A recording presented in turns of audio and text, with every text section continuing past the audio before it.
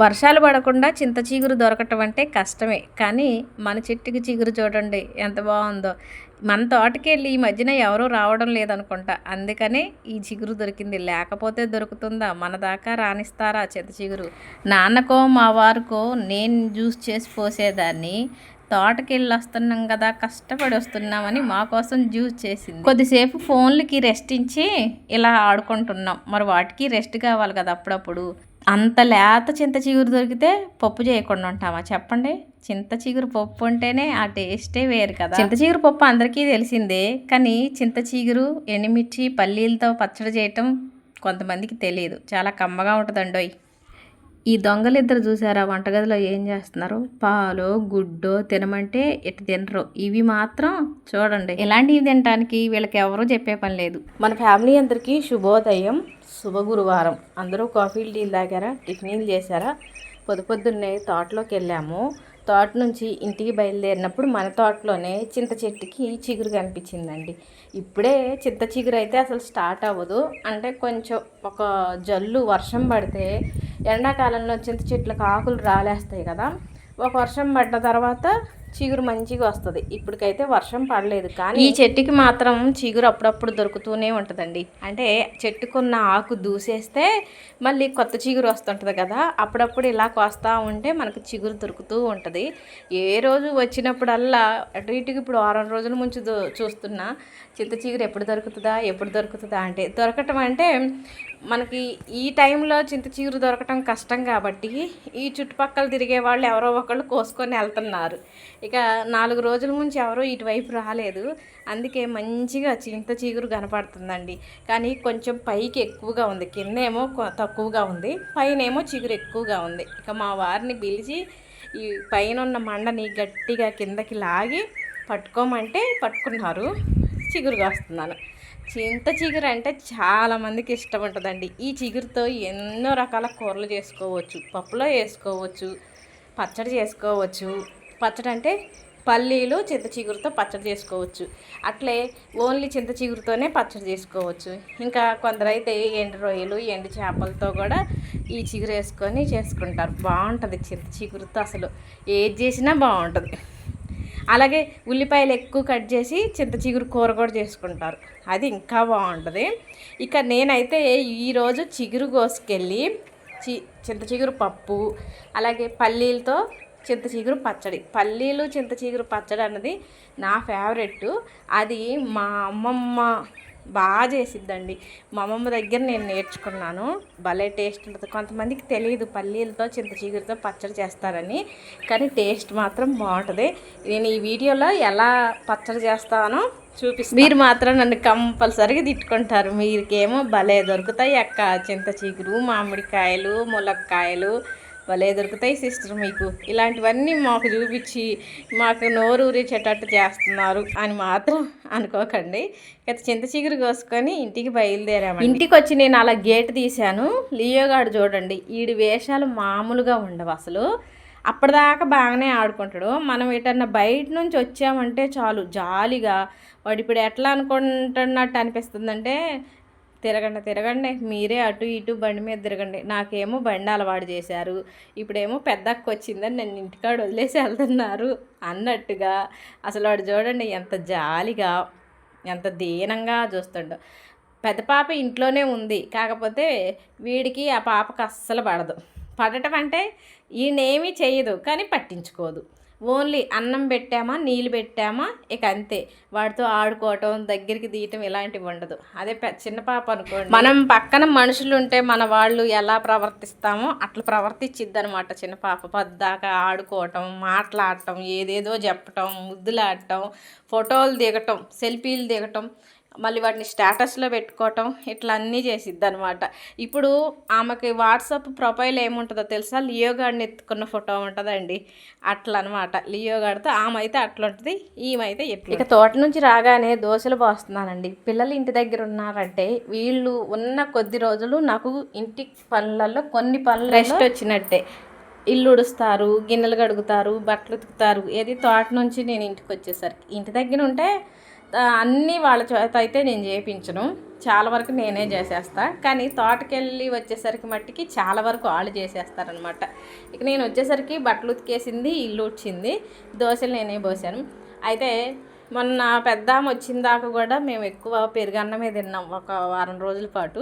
ఇక తను వచ్చిన తర్వాత టిఫిన్కి మళ్ళీ రెడీ చేస్తున్నా. కానీ ఈరోజు చట్నీ చేయలేదు, ఊరగాయ పచ్చడితోనే దోశలు తిన్నామన్నారు. సరే అని నేను ఒక పని తగ్గిద్ది కదా అని ఊరగాయ పచ్చడి వేసి దోశలు పోసి పెట్టాను. నేను కూడా తినేసి స్నానం చేసి మళ్ళీ వంట మొదలెట్టాను. చింత చిగురు కోసుకొచ్చాను కదా, ఆల్రెడీ నాకు ఫ్రిడ్జ్లో నిల్వబెట్టిన చింత చిగురు ఉందండి. పోయిన సంవత్సరం ఎక్కువ దొరికినప్పుడు నిల్వబెట్టి, అంటే పసుపు ఉప్పు కలిపేసి ఫ్రిడ్జ్లో పెట్టేస్తా. చింత చిగురు దొరకలేదనుకున్నప్పుడు అప్పుడప్పుడు ఆ చింత చిగురుతో పప్పు చేస్తాం. ఇప్పుడైతే ఇప్పటికిప్పుడు చెట్టు నుంచి కోసుకొచ్చిన చిగురుతో పప్పు చేస్తున్నాం. ముందు కుక్కర్లో ఒక గ్లాస్ పప్పు వేసి, పప్పు కడిగేసి 2 గ్లాసులు నీళ్ళు పోసి, ఉల్లి ముక్కలు, పచ్చిమిర్చి, 4 వెల్లుల్లి రెబ్బలు వేసి కుక్కర్ మూత పెట్టేసి స్టవ్ మీద పెట్టేసి స్టవ్ వెలిగించాను. ఇంకో స్టవ్ మీద ఏమో చింత చిగురు పల్లీలు పచ్చడి కోసమని కడాయి పెట్టి స్టవ్ వెలిగించి, కడాయిలో 2 పిరికలు ఎండుమిర్చి, కొద్దిగా జీలకర్ర, కొద్దిగా ధనియాలు, కొద్దిగా నూనె వేసి ఎండుమిర్చి గలగల్లాడేటట్టు వేయించి, ఎండుమిర్చి వేయించడం అయిపోయిన తర్వాత ఇలా పల్లీలు వేయించుతున్నాను. 3 పిరికిళ్ళ పల్లీలని ఒక కడాయిలో వేసి సన్నటి సెగ మీద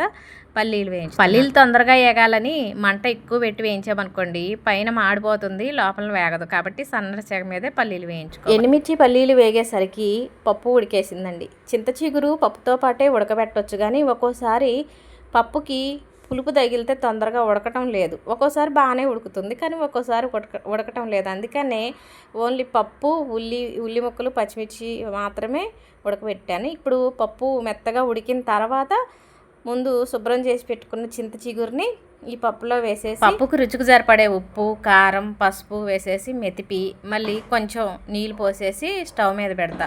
అప్పుడు కొద్దిసేపు ఒక 5 నిమిషాల పాటు చింత చిగురులో ఆ పప్పులో వేసిన చింత చిగురు కూడా ఉడుకుతుంది కదా, ఆ పులుపు అన్నది ఆ పప్పుకు పడుతుంది. 5 నిమిషాల పాటు మళ్ళీ స్టవ్ మీద పెట్టేసి పప్పు ఉడికిన తర్వాత ఇక తాలింపు చేసేస్తాను. ఒకవైపు ఏమో అన్నం కూడా ఉడుకుతుంది. ఇక పప్పు గురించి కూడా ఇంత స్పష్టంగా చెప్పాలా అని మాత్రం అనుకోకండి, ఎవరికి రాదు పప్పు చేయటం అని అనుకోకండి. నిజమే, పప్పు చేయటం అందరికీ వచ్చు, పెద్ద బ్రహ్మ విద్యం కాదు. కాకపోతే కొందరికి పప్పు చేయటం కూడా రాదు, నాలాంటి వాళ్ళకని ఎందుకు అంటున్నానంటే, ఇప్పుడు పెళ్ళైన పిల్లలు ఉంటారు, కొత్తగా పెళ్ళైన పిల్లలు వెంటనే సిటీకి వెళ్ళి ఇల్లు తీసుకొని అక్కడ కాపురం పెట్టేసి అప్పటికప్పుడు వంటలు చేయాలంటే, నిన్నటి వరకు చదువుకున్న పిల్లలు, నిన్నటి వరకు అమ్మచాటునున్న పిల్లలు వంట చేయాలంటే ఎట్లయినా కొంచెం కొత్తగా ఉంటుంది. తెలిసినా కానీ కొత్తగా అనిపించిద్ది అనమాట. అట్లా ప్రతి ఒక్కళ్ళు కూడా యూట్యూబ్లో సెర్చ్ చేస్తారు, లేకపోతే అమ్మలకు ఫోన్ చేసి ఇలా చేయాలి, ఇది ఎలా చేయాలి, అది ఎలా చేయాలి అని అడుగుతుంటారు. అలాగే బ్యాచిలర్ పిల్లలు కూడా ఇట్లే చూస్తుంటారు, ఎవరన్నా చెప్తే వాళ్ళ ప్రకారం చేద్దామని. ఇక మనం వీడియోస్ పెట్టామంటే ఎవరికో ఒకరికి ఉపయోగం ఉండాలి కదా. మరి నాలాంటి వాళ్ళని నేను ఎందుకన్నానంటే, 2018 వరకు నేను అత్తచాటు కోడలనండి. ఎవరైనా అమ్మచాటు బిడ్డ అంటారు కదా, నేను అత్తచాటు కోడలు. చాలాసార్లు చెప్పాను 2020 వరకు మాది ఉమ్మడి కుటుంబం అని. మేము గేదెల పనులు, కోళ్ళ పనులు, మిరపతోట పనులు మేము చేస్తుంటే అత్తయ్య గారు వంట చేసేవాళ్ళు. ఎక్కువ మేము వంట జోలికి వెళ్ళేవాళ్ళం కాదు, అత్తయ్య గారు చేస్తుంటే 2016లో అత్తయ్య గారి ఆరోగ్యం పూర్తిగా పాడైపోయింది. ఇక అసలు ఏం చేయలేకపోయారు, ఓన్లీ అట్లా మంచంలో కూర్చోవటం తప్పితే ఏం చేయలేకపోయారు. వారికి ఆరోగ్యం ఇబ్బంది అయిపోయినప్పుడు మాకు ఇబ్బంది అయిందన్నమాట. అత్తయ్య గారు వంట చేస్తుంటే మేము చూడటం తప్పితే సొంతంగా గరిటె పట్టుకొని వంట చేసింది లేదు. కానీ వారికి ఆరోగ్యం ఇబ్బంది అయినప్పుడు మాత్రం మేము ఇబ్బంది పడ్డాం, కొంచెం మాకు వంట అలవాటు అయిందా. అట్లే అన్నీ చూసినా వచ్చు అనుకున్నా సొంతంగా చేయాలనుకున్నప్పుడు మాత్రం భయపడుతుంటాం. ఎట్లే భయపడే వాళ్ళకి ఈ వీడియోలు ఉపయోగపడతాయని నా ఉద్దేశం. ఇక చింత చిగురు, ఎండుమిర్చి, పల్లీలతో పచ్చడి చేస్తాం. ఈ పచ్చడి రుచి చాలా బాగుంటుంది అన్నంలోకి. అయితే మనం పల్లీ చట్నీ టిఫిన్లోకి చేస్తూనే ఉంటాం, కానీ దానికి దీనికి తేడా ఉంటుందండి. టిఫిన్లలోకి చేసే పల్లీ చట్నీతో అన్నం తినబుద్ధి కాదు, కానీ ఈ పచ్చడి కోసం అని పల్లీలు వేయించితే పచ్చడి నూరేటప్పుడు నాకు ఎదురున్న వాళ్ళు ఒకళ్ళేమో నాకు వేయించిన పల్లీలు అన్నారు, వెనకుండి ఒకళ్ళు నాకు వేయించిన పల్లీలు అన్నారు. ఇంకెక్కడ సరిపోతాయి పచ్చడికి చెప్పండి. వేయించే ముందు చెబితే అట్టే ఇంకో 2 పిరికలు వేయించే పని. సర్లేండి, ఇక ఇలాంటి టైంలో ఇది ఒక సరదా అనమాట. ముందు వేయించిన ఎండుమిర్చిని రోట్లో వేసి దంచాను. అయితే టైం చాలా అయిపోయింది, అది దంచడానికి మరీ మెత్తగా పొడి అవ్వట్లేదని మిక్సీ పట్టానండి ఒకసారి. ఇక మిక్సీ పట్టిన పొడిని తీసుకొచ్చి రోట్లో వేసేసి మళ్ళీ వేయించిన పల్లీలు కూడా వేసి ఇలా మెత్తగా దంచాను. పల్లీలు మాత్రం మిక్సీ పట్టలేదులేండి. ఇక ఇందులోకి ఉప్పు కూడా వేసాను. ఒక 6 వెల్లుల్లి రెబ్బలు, ఉల్లిపాయలో సగం ముక్క వేసేసి పచ్చడి నూరుతున్నాను.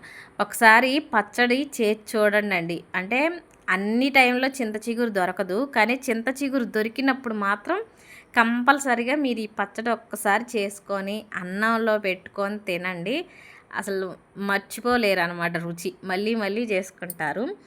మరి చింత చిగురు అసలు దొరకకపోతే ఎట్లా అనుకుంటారా? చింత చిగురు దొరకనప్పుడు ఈ పచ్చడి కోసం కొంచెం పచ్చడి జారుగా ఉండటం కోసం నీళ్ళు మసల పెట్టుకోవాలండి. మనకు సరిపడా అంత సుమారు ఒక పావు గిద్దెడో అరగిద్దెడో నీళ్ళు బాగా మసల పెట్టాలి. చింత చిగురు లేదనుకున్నప్పుడు ఆ మసిలిన నీళ్ళల్లో కొంచెం చింతపండు నానబెట్టేసుకోండి, బాగుంటుంది. కానీ ఉల్లిపాయ ఎల్లిపాయ మాత్రం కంపల్సరీగా వేయాలి. అప్పుడే మీకు ఈ టిఫిన్కి చేసే చట్నీకి ఈ పచ్చడికి టేస్ట్ తేడా తెలుస్తుంది అన్నంలో తినటం కోసమని. ఇక పల్లీలు మెత్తగా మెదిగినాయి. ఆ పల్లీలు మెదిగిన తర్వాత కొంచెం అంటే కొంచెం చింతపండు నానబెట్టాను. అంటే మీకు చింత చిగురు దొరకకపోతే ఎట్లా అని అడుగుతారు. కొంచెం అంటే కొంచెం చింతపండు ఈ వేడిళ్ళలో వేసి నానబెట్టాను. ఈ పులుపుని చింత చిగురు పులుపుని చూసుకొని దాన్ని బట్టి నేను చింత చిగురు వేసుకుంటున్నాను. నీళ్ళు కొంచెం వేయాలండి కంపల్సరీగా, లేదంటే గట్టిగా ఉంటుంది. కొంచెం నీళ్ళు బాగా మసల పెట్టుకోవాలి. అంటే బాగా కాగబెట్టి వేసుకొని చూసుకొని కొంచెం జారుగా ఉండేటట్టు కొంచెం కొంచెం నీరు వేసుకుంటూ ఇదిగోండి పచ్చడిని ఇలా నూరేసుకోవాలి. చూస్తేనే నోరు ఊరిపోయే కమ్మని చింత చిగురు ఎండుమిర్చి పల్లి పచ్చడి రెడీ. ఈ పచ్చడికి తాలింపు చేసే పనే లేదండి. ఇక ఇలా తినేసేయటమే అన్నంలో పెట్టేసుకొని. దోశలకి ఇడ్లీలోకి కూడా బాగుంటుంది, కానీ అన్నంలోకి మాత్రం మస్తు ఉంటుంది అనమాట. నేను ఇలా పచ్చడి నూరుతుంటే ఆల్రెడీ పప్పు చేయటం అయిపోయింది, అన్నం ఉడికేసింది. అప్పటికే చాలా టైం అయింది. ఇక అన్నాలు పెట్టేసుకొని తిందాం హాల్లో పెట్టి అనుకున్నా. ఇదిగోండి మొదలెట్టారు వీళ్ళిద్దరూ వంటగదిలోకి దూరారు. ఏం చేస్తున్నారబ్బా వంటగదిలో అనుకుంటాను నేను. పెద్ద పెద్ద పని చేస్తున్నారు. వడియాలు వేయించుతున్నారు చూడండి. ఈ వడియాలు పెట్టిన దగ్గర నుంచి పెట్టి ఎన్నో రోజులు కావట్లేదు, కానీ సగం వడియాలు అయిపోయినాయి అండి. ఎక్కువ వర్షాకాలంలో తింటే బాగుంటుంది. వర్షాకాలంలో పప్పు చేసుకున్నా చేసుకోకపోయినా ఉట్టిగైనా ఇలా మామూలుగా వేయించుకొని తినొచ్చు. కానీ వీళ్ళు 2 రోజులకు ఒకసారి ఉట్టికి కూడా వేయించుతున్నారండి. ఇంత ఎండాకాలంలో కూడా. అది చూడండి ఒకసారి పప్పులో కానీ వేయించారా, వంటగదిలోనే సగం తినేస్తున్నారు. తింటే తిన్నారులేండి, తింటే తప్పేం లేదు, కానీ అట్లా బలమైన వస్తువులు తింటే బాగుండు. అదే బలమైన ఆహార పదార్థాలు తింటే బాగుండు. పాలు ఆరోగ్యానికి మంచిది, పాలు తాగమంటే తాగరు. కోడిగుడ్లు రోజు ఒకటి ఉడకబెడతానంటే 3 రోజులు తింటారు, 4వ రోజు మాకొద్దు అంటారు. స్వీట్లు తింటే లావు అవుతారు అంటారు. స్వీట్ చేస్తానంటే అస్సలు ఒప్పుకోరు. ఇక్కడ ఇంకొకళ్ళు లేరు, కానీ ముగ్గురేనండి. ముగ్గురు ఆహార విషయంలో ముగ్గురు ఒకటే. ఎవ్వరు ఒకరికొకరు తీసిపోరు. ముగ్గురు టేస్ట్లు ఒకటే. వీళ్ళ ముగ్గురు వల్ల నేను స్వీట్ ఎక్కువ తినలేకపోతాను. ఇంట్లో నలుగురు ఉంటే ముగ్గురిది ఒక టేస్ట్, ఒకళ్ళది ఒక టేస్ట్ అయితే ముగ్గురికి ఇష్టమైనవి చేస్తాం, కానీ ఒకళ్ళకి ఇష్టమైంది చేయలేము కదా. వాళ్ళకి ఇష్టం లేదు కదా అని మనల్ని ఏం చేసుకోవద్దు అని అనరు, కానీ మనకొకళ్ళకి ఏం చేసుకుంటాంలే అన్న ఆలోచన. ఇక అన్నం తిన్నామండి. పచ్చడి వేసుకొని పప్పు వేసుకొని ఒక ప్లేట్లోనేమో పప్పు వేసింది చూపించాను, ఇంకో ప్లేట్లోనేమో పచ్చడి వేసింది చూపించాను. పచ్చడి మాత్రం పుల్లగా చింత చిగురు పులుపుతో పుల్లగా కారంగా టేస్ట్ చాలా బాగుంది. అన్నం తిన్న తర్వాత టీవీ చూసుకుంటా కొద్దిసేపు పడుకున్నాం. నేను నిద్ర లేచేసరికి ఇదిగోండి జ్యూస్ చేయాలి. కర్బూజా కట్ చేస్తుందండి. వాళ్ళ డాడీ ఒక కాయ తీసుకొచ్చారు. అందులో సగమేమో నిన్న జ్యూస్ చేసింది, ఇంకో సగమేమో ఈరోజు. నేను ఎక్కువ కాఫీకైనా టీకైనా జ్యూస్లకైనా బెల్లమే వేస్తుంటా, కానీ బంగారు వచ్చిన దగ్గర నుంచి పంచదార వేస్తుంది. కాఫీకి అయితే నేను బెల్లమే వేస్తుంది, కానీ ఇట్లా జ్యూస్కి టీకి మాత్రం పంచదార వేస్తుంది. ప్రస్తుతానికి ఫస్ట్ చేసిన జ్యూస్ ఏమో నా కోసం అండి. చెప్పా కదా పాలు అంటే ఆవిడ దూరం ఉంటారు, జ్యూస్లో కూడా పాలు వద్దంట. నా కోసమే కొంచెం పాలు పోసి ముందు చేసింది, తర్వాత మిగతా ముక్కలు తనకి పాలు వేయకోకుండా నేను చేసుకుంటానని చెప్పింది. సరేలే నువ్వు ఎట్లన్నా చేసుకోలే అని ఇక తన ఇష్టానికే వదిలేశానండి. బంగారు జ్యూస్ చేసేటప్పుడే నేను గిన్నెలు కడిగేశాను. తను ఇక జ్యూస్ చేసి ఫ్రిడ్జ్లో పెట్టేసి బట్టలు తీసుకొచ్చి మడతేసి కసు ఊడ్చింది. పగలంతా తోటలోకి వెళ్ళట్లేదు కానీ చల్లబోట అంటే ఉదయం సాయంత్రం తోటలోకి వెళ్తున్నాం. ఇక ఎండ బాగా వస్తుంది, 5 తర్వాతే తోటలోకి వెళ్దాంలే ముగ్గురం అని కొద్దిసేపు టైం ఉంది కదా, పని అయిపోయింది కదా అని ఇలా అష్టాచెమ్మలు ఆడుకుంటున్నాము. ఫోన్ ఉందనుకోండి చేతిలో, ఫోన్లోనే మునిగి కనీసం ఇలాంటి ఆటలు ఆడేటప్పుడైనా ఆ ఫోన్ ధ్యాస ఉండదు కదా అని ఆటలు ఆడుతున్నామండి. నేనేమో బంగారు చేసిన జ్యూస్ తాక్కుంటూ బంగారేమో ఇంకా చల్లగా ఉండాలని తన కోసం చేసుకున్న జ్యూస్ ఆ ఫ్రిడ్జ్లోనే ఉంచింది. ఇక ఇదండి ఈరోజు లాంగ్ వీడియో నచ్చితే లైక్ కొట్టండి. కొత్తగా చూసేవాళ్ళు అయితే సబ్స్క్రైబ్ చేసుకుంటారు కదూ.